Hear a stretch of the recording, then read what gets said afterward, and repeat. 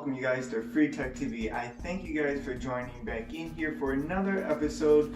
Here on FreeTechTV, we cover everything tech, so make sure to subscribe. New videos coming every week to you guys, and I appreciate all the views, all the support.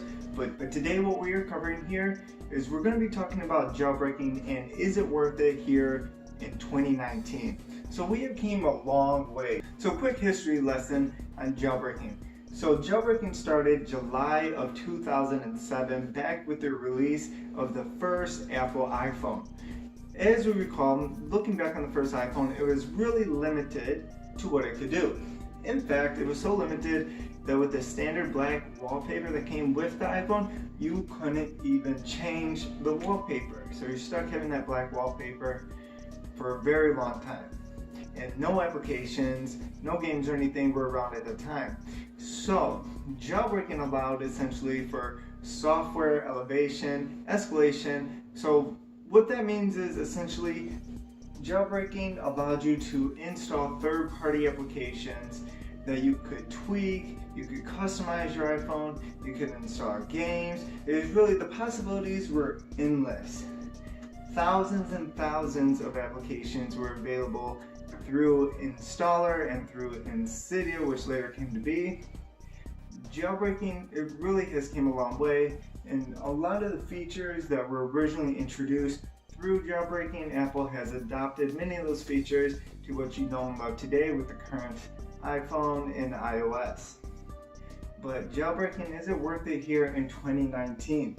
So we came very, very far with the iPhone and everything that it can do. So jailbreaking, is it worth it? That's essentially going to be into the beholder of the iPhone, essentially.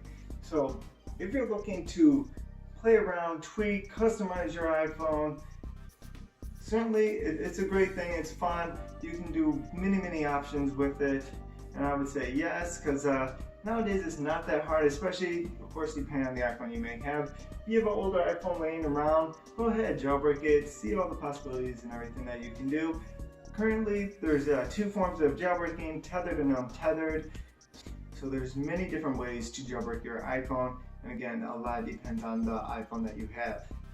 You can also do things such as install paid applications for free, which, again, not promoting any copyright here, but you do have many options there that you can do, not just tweaks, themes.